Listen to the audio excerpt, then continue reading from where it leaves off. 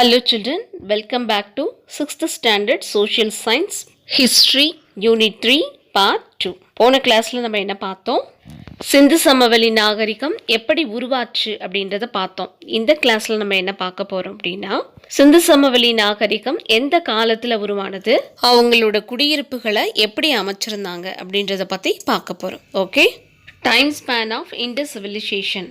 Indies civilization எந்த பீரியட்ல இருந்துச்சுன்னு கொடுத்துருக்காங்க. ஜியாகிரபிக்கல் ரேஞ்ச் வந்து சவுத் ஏஷியா, பீரியட் வந்து பிரான்ஸ் ஏஜ். இந்த பீரியடில் எல்லாருமே பிரான்ஸ் தான் யூஸ் பண்ணியிருக்காங்க, அதனால பிரான்ஸ் ஏஜ் அப்படின்னு சொல்கிறாங்க.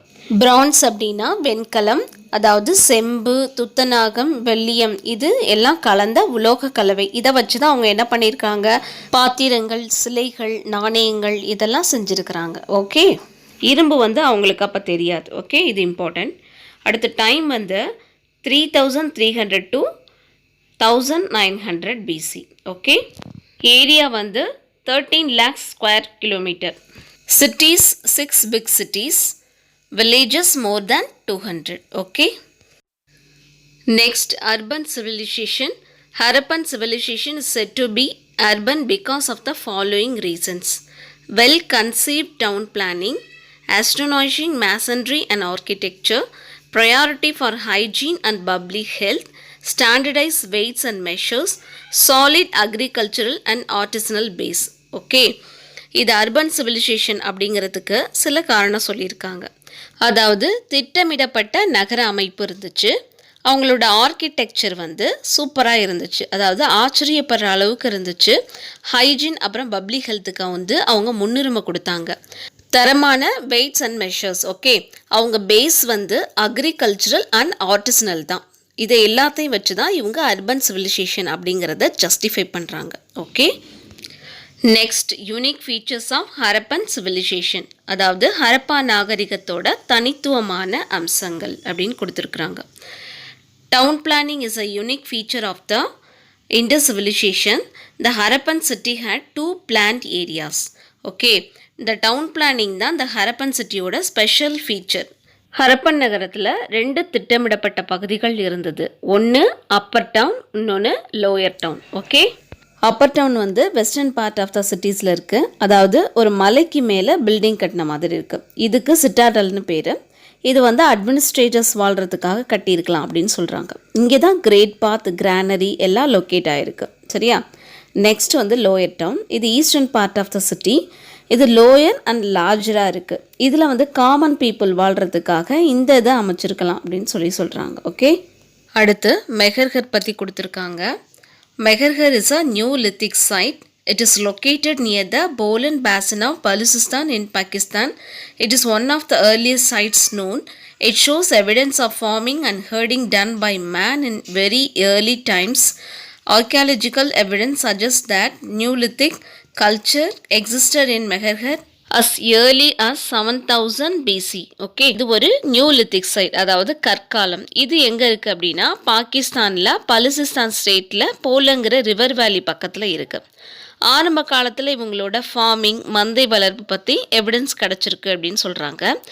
இதில் கிடச்சிருக்க எவிடன்ஸ் வந்து கிமு 7000க்கு முன்னாடி உள்ள காலத்திலே கிடச்சிருக்கு அப்படின்னு தொல்பொருள் ஆராய்ச்சியாளர்கள் வந்து சொல்கிறாங்க. ஓகே, நெக்ஸ்ட்டு இண்டஸ் வேலி பீப்புளோட ஸ்ட்ரீட்ஸ் அண்ட் ஹவுசஸ் வந்து எப்படி இருந்துச்சு அப்படின்னு சொல்லியிருக்கிறாங்க. Okay, the streets R observe to have a grid pattern.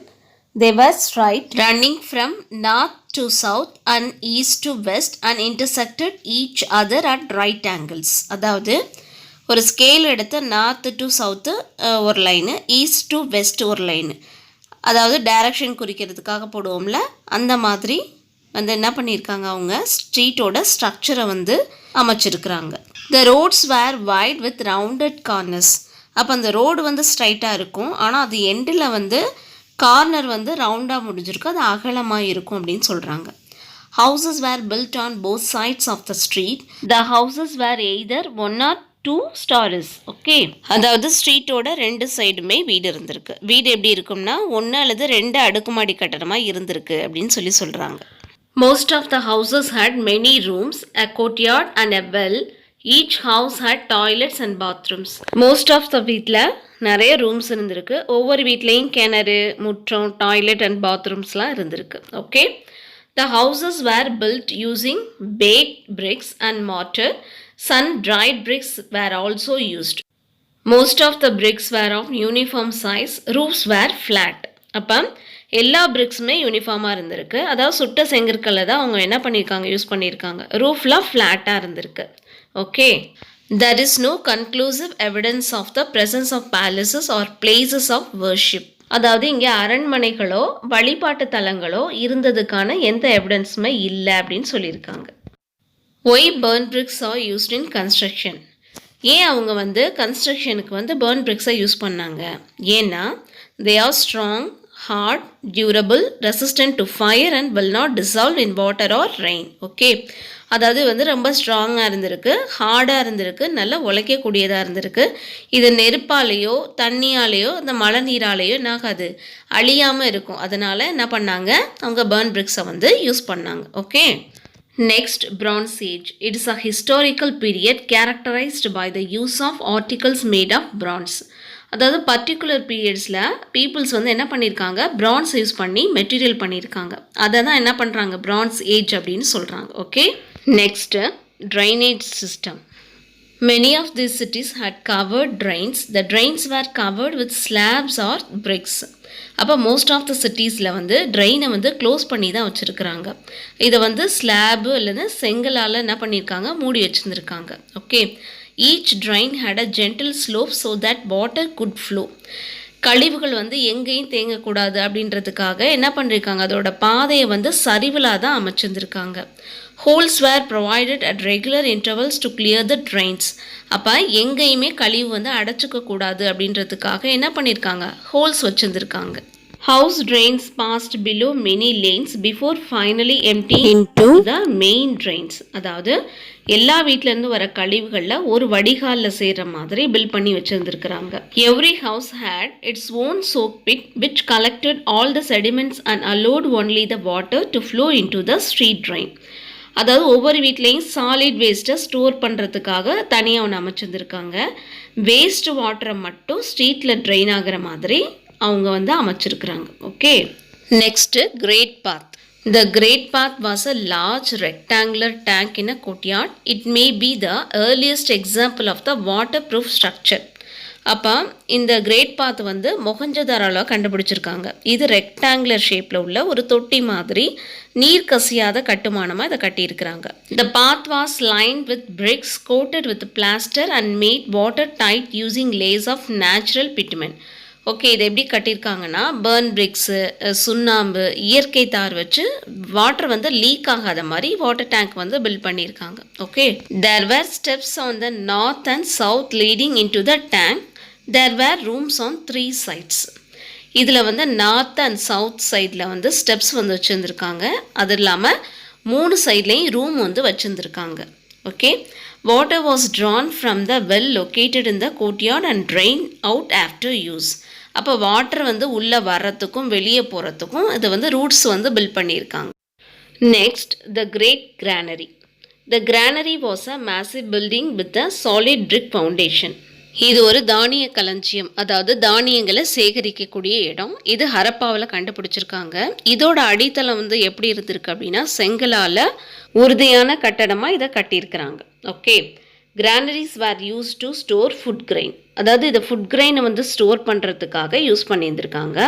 The remains of wheat, barley, millet, sesame and pulses have been found there. அப்போ கோதுமை, பார்லி, திணை, எள் மற்றும் பருப்பு வகைகள் வந்து மீதி இருந்திருக்கிறத பார்த்து இதெல்லாம் இவங்க பயிரிட்டிருக்கலாம் அப்படின்னு கண்டுபிடிச்சிருக்காங்க. Okay, a granary with walls made of mud bricks which are still in a good condition has been discovered in Rakhi Karhi, a village in Haryana belonging to Metu Harappan phase.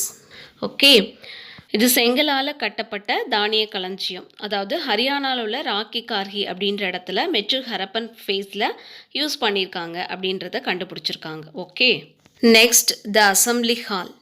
The assembly hall was another huge public building at Mohenjo-daro. It was a multi-pillared hall. 20 pillars in 4 rows to support the roof. அப்போ இது ஒரு பெரிய building. இது மொஹஞ்சதாரோவில் தான் கண்டுபிடிச்சிருக்காங்க.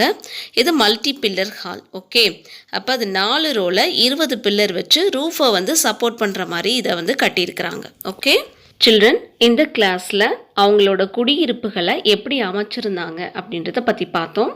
அடுத்த கிளாஸில் அவங்களோட டிரான்ஸ்போர்ட்டை பற்றி பார்ப்போம். Okay, thank you children.